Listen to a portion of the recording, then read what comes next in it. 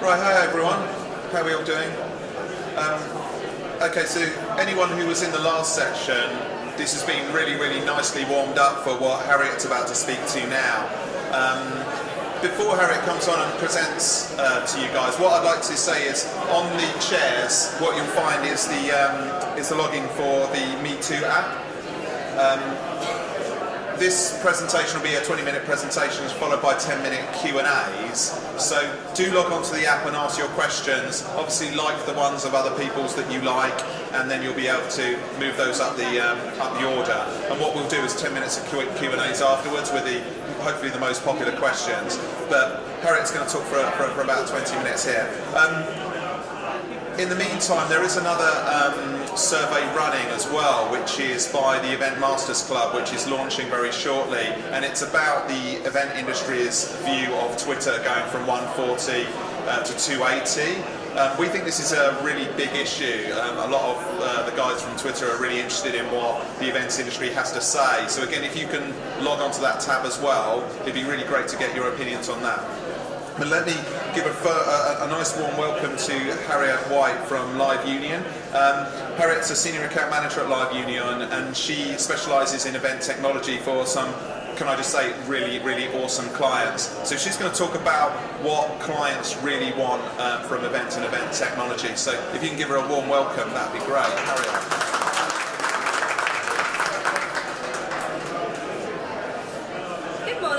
Thank you very much for joining me. As Alice said, my name's Harriette and I'm from Live Union, and over the next 15 to 20 minutes I'm going to be telling you what I think clients really want from event tech. Now, Live Union, we are a full service events agency, and we reimagine what our clients' events could be. And I specialise in event technology, so I work with our clients and event tech suppliers to get the right engagement and the right outcomes from the event technology. But actually I started my career for an event tech supplier, so I was a project manager for an event tech supplier. And I'm going to be using my experience over the past 2 to 3 years to tell you what I think clients really want. And I think there are 7 things. The first one is be robust. Now I think there are 2 sides to being robust. One is compliance and the other is stability. Now, a lot of our clients are in the financial services sector, and these clients are 4 times more likely to be hacked.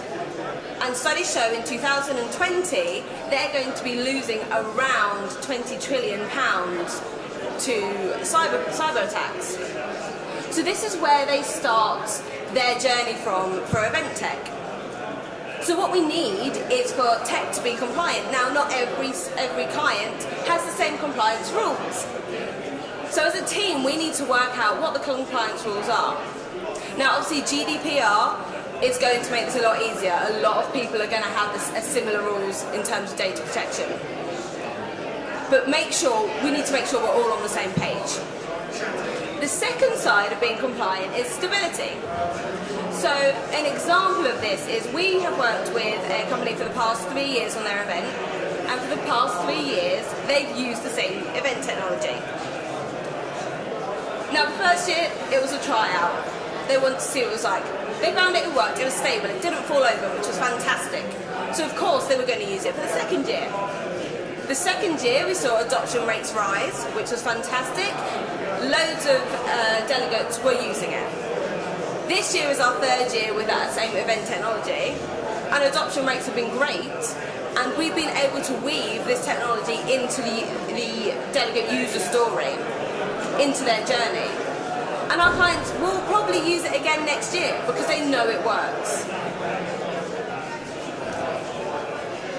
Number 2, be innovative. We are in a really exciting industry. So much innovation is coming along. What we're finding is that a lot of our clients are going through a digital transformation, which means they are trying to keep up with all the innovation in technology. Last year what we saw is that loads of clients wanted VR and AR. This year, what we're seeing is they're moving towards more artificial intelligence. They want to be able to start making recommendations. And And next year, I think what's going to happen is that they're going to be moving to biometrics. I've just been talking to Zenus over in the Launchpad. Really exciting stuff with facial recognition. And clients are definitely going to be wanting more and more of this. Number 3, data savvy.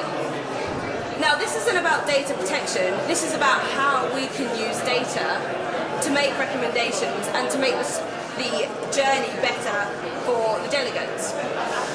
In my old role and in my current role, I've spent hours, days, months pulling through data, making sure it's in the right format, making sure that we've got a use case for it. Now, what we really want is for it to be a lot faster than that. What we want is to be able to, on site, take the data straight away, know how we can use it, recommend things to our delegates, and then have really strong outcomes from it. So if we know that a delegate is going to a plenary session, they're then going to a breakout, they've met 5 people and they've gone to 3 different types of exhibitions, we should be able to recommend what they do next instantly. And also, we should be able to use that data to deliver a greater event next time. Number 4, be design aware. Now, everybody loves using great event technology that's beautiful.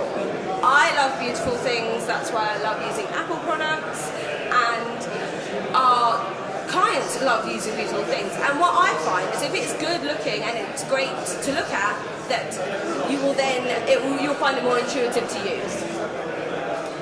A good example of this is this year we have delivered a scavenger hunt app for one of our events, and there's loads of scavenger hunts all on the market. Loads of different features, some are better than others. But we chose to use Scavify. And the reason we chose to use Scavify is because our client loves good looking tech. And what we found is that we got 95% adoption rate, because people were looking at other people's apps and going, that looks fantastic, I want to get on board. Number 5, be customizable. Now this sort of goes hand in hand with the design aware. The client that we delivered the event tech for the past 3 years had, as I said, used the same event tech. And 2-3 years ago, we could have gone to many of our clients and said, it's an off-the-shelf solution, this is what it can do, and this is what it can't do. This is what you can customise, this is what you can't. And up until last year, that would have been fine. This year, what we're finding is that although people want an off-the-shelf solution, they want to be able to make bespoke developments, which 2 years ago, it would have cost a lot of money. But actually what we found this year with the event tech supplier that we were using is they were more than happy to make those bespoke developments for us in the off-the-shelf solution, which meant that the delegates' journey, their experience, was a lot more streamlined. So number 6 is be flexible. Now I'm talking to the event tech suppliers in here. Not all of our clients want the same event tech, and actually it's my role to make sure we're bringing in the right event tech for different clients.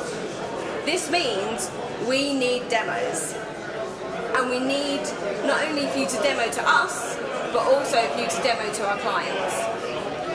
And what I find, a lot of event technology, we can't actually demo it, which is a shame. And it may take 2, 3, 4 demos, because the client will have different stakeholders within the business before the technology gets put onto the event. So just be a bit flexible with us. Now, if everything sounded a little bit serious from 1 to 6, 7 absolutely isn't. Number 7 is be entertaining. So, a lot of our clients, as I said, are going through digital transformation.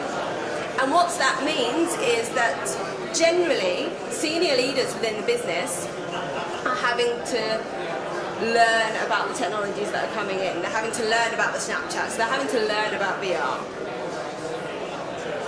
sometimes they can be a bit nervous about it, to be honest. So what we do is we create a digital playground, which is a chance for all of these clients and these delegates to get into one space and play with the tech that they're a little bit scared of. So things like putting HTC Vive into our digital playground and getting people to paint in it with Google Tilt Brush.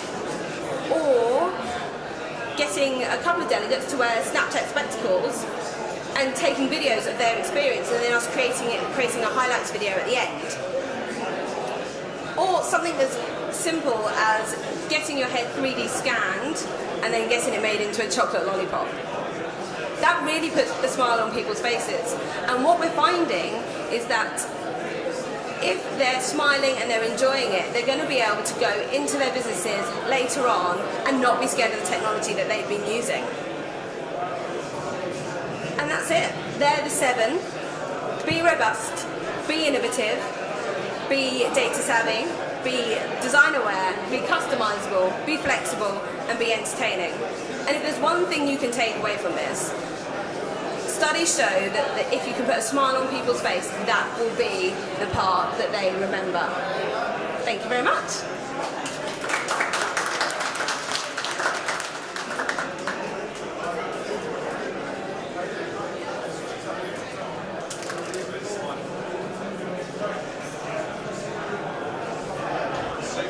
I am going to, don't worry. Sorry about that. Yeah. If you haven't gone to the Me Too app just yet, by all means, use that as an opportunity to ask some questions. But I'll kick off. How often do your clients do the classic thing of giving you a call and say, we've got this great event, get me some event tech. I want some tech.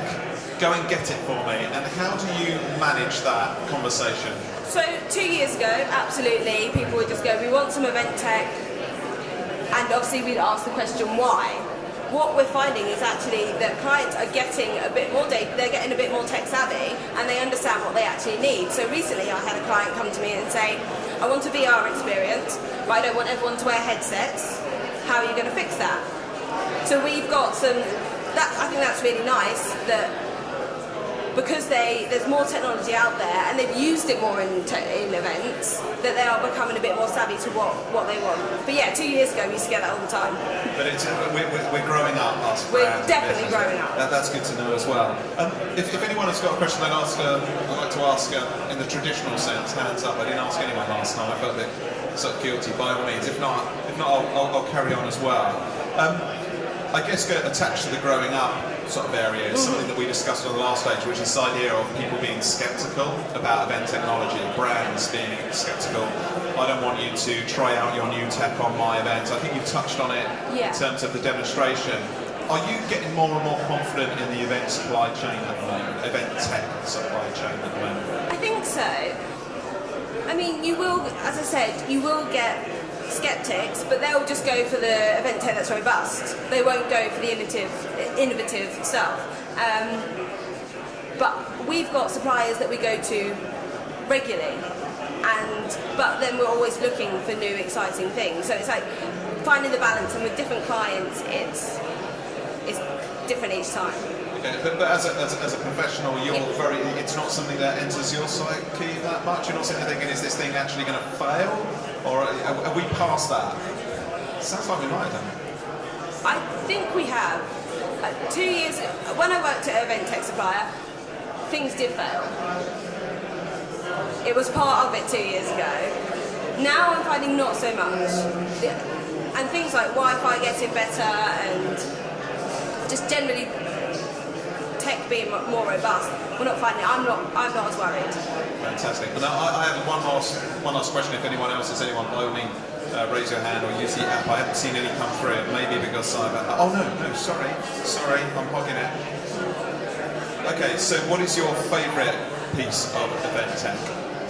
Great question. I mean, it really depends on what we're doing. So, from the digital playground side of things, Candy Mechanics, their chocolate lollipop is one of my favourite things, and I have about 5 chocolate heads at the office that I'll brandish about and show people. I haven't eaten my own head yet, so but I think with experiences, I really like the 3D, the VR experience that Igloo create, because you're not having to put the headset on, you're not getting the dizzy feeling that sometimes people feel, and you're still getting a communal VR experience. And another really good question, put your zeitgeist on. What do you think is coming? What's the thing that you're excited about in terms of EdTech? Or to make it more easy for you, what sort of areas will that be in that you think EdTech has to offer? So a lot of our clients definitely this year have been talking about biometrics, which I think is really exciting. And actually maybe the use of AR in events as well. So things like HoloLens and Magic Leap, I think they're really exciting, but we haven't been able to use them yet, so that'll be exciting to use them in our first event. Sorry, and there is just one. Sorry, so I'm not sure. What are delegates admin for? Sorry, I don't know who asked that question. Sorry. Oh, sorry. Right, I got you. What are delegates? Yeah, what are delegates asking for? Sorry, slightly. They're definitely asking for personalisation and for recommendations. They want you to think about them as individuals. So when they go to an event, they want their personalised agenda, recommendations of where they're going, and for you to treat them as an individual, not just a group of delegates. And I think there's definitely tech that we can use. We just need more of it. Attach that, sorry, attach that. When a client's trying to try something new, how do you get clients to, how do you convince a client to try something new? Some clients it's easier than others, because they really want to. Demos are really important. If the client can touch and feel it, they're going to want to use it more. But also, as an agency, we get really excited about the tech. So if they can see that we're excited and we have used it before, that we know that it's going to be the next new thing, that's when they want to use it. And again, going back to skepticism, I take it you guys have built in a degree of trust where they're now saying, you know what, if you guys think it's okay, then we're going to give it a go. Exactly, yeah. Oh, it's good to know. How are we doing for time? One of the other questions that came on is around AI. This is a discussion that a lot of people are having in the industry. Do you have a personal perspective on that? So, we've used it a lot for exhibitions. It's really great for adding a layer onto an exhibition. So some clients don't want to put all of their information on their exhibition straight away. So what we've done recently is use AR. So if they want to know a little bit more information about the exhibitor, they go onto the AR app. We use Zapper, and you can see more information. What we're finding is that things like Pokemon Go, Snapchat, clients are really excited about it, but they don't know how to use it. So I think we need more use cases of how to use AR. And as I said, HoloLens, Magic Leap are really cool to use them, but also it's getting the content on them as well. Okay. How about the other A, the artificial intelligence? Are you guys getting involved in that within events? Yeah, no, definitely. How are you using it and is it working? So, we haven't used it at an event yet, but we're really excited by it. We want to start using chatbots. They're a really great way of using it, but I think AI definitely in the coming years is going to be great for recommending things to delegates, making sure that the event is running smoothly. So we haven't used it yet, but we know it's coming, and we're looking at different suppliers to make sure we can start using it with our clients. And do you have a view of where that will fit in strategically? Is that about data gathering? Is that about background work, or is it about more on the immersion side? I think probably data gathering. Right. But again, it's different clients want different things, but definitely on the data gathering side of things, they want more of it. So if we can use AI for that, that'd be great. And then I think the last question we have, oh no, they keep flying in. Yeah, someone's asked a very cheeky question given where we are. App fatigue. Answer nicely.